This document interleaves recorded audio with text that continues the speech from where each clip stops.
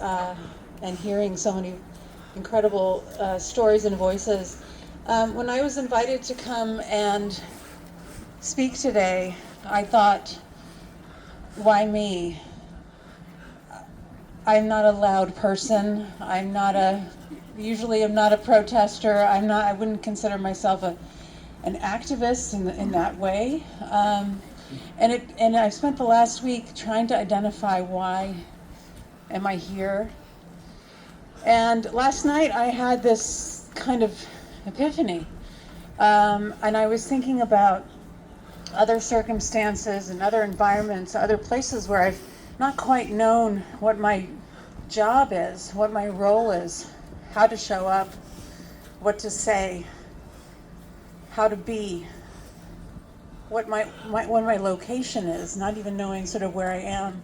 And I was thinking about the first year or two of becoming a step parent of two preteen boys. Oh. And talk about being out of your element. They had a mother, they had a father. I wasn't going to replace anybody. So it took me a little time to identify what I was supposed to do and how to be. And I came upon an answer of sorts in the form of cookies. Yeah. I love to bake. They love to eat. So this is what I did for the first 2 years of my step-parenting role, was make cookies. And I guess the point of saying that is we all have a way in. We all have a role to play. It's not the same role. And it's okay if it's a quiet role. And I just invite everyone to think about all the ways in which we each show up and how we are with each other. So I'm going to share a poem in that spirit. It's a poem called Gate A4. It takes place in an airport.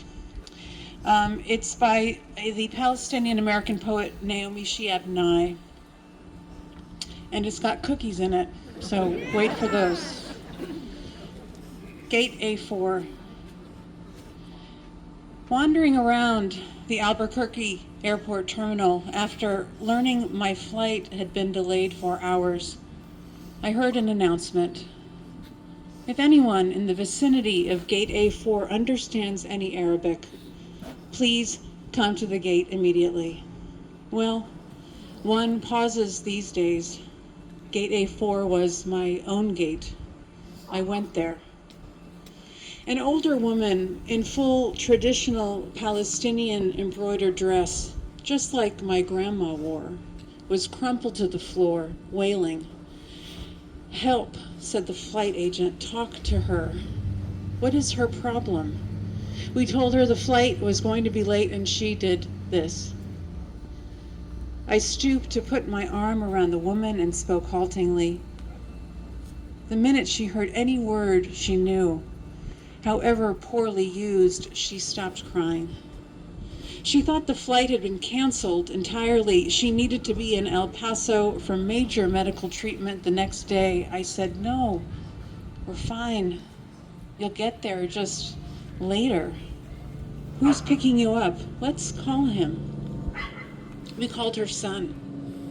I spoke with him in English. I told him I would stay with his mother till we got on the plane and ride next to her. She talked to him. Then we called her other sons, just for the fun of it. Then we called my dad, and he and she spoke for a while in Arabic and found out, of course, they shared 10 friends. Then I thought, just for the heck of it, why not call some Palestinian poets I know and let them chat with her? This all took up 2 hours.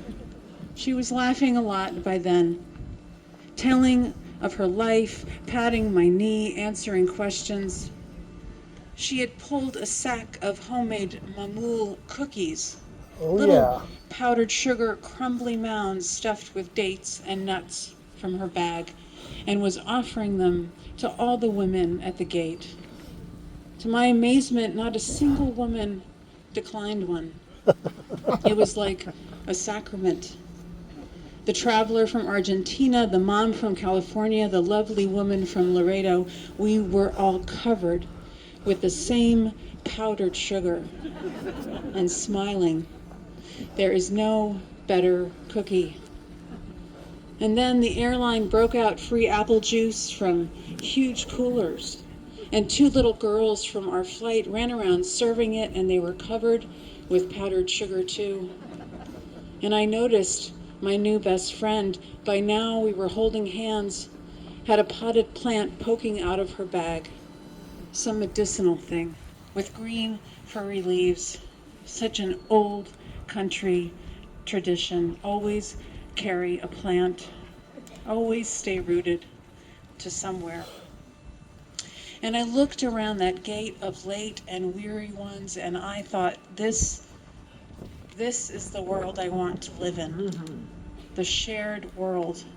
Not a single person in that gate, once the crying of confusion stopped, seemed apprehensive about any other person. They took the cookies. I wanted to hug all those other women.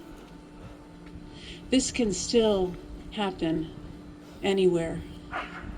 Not everything is lost. Thank you so much.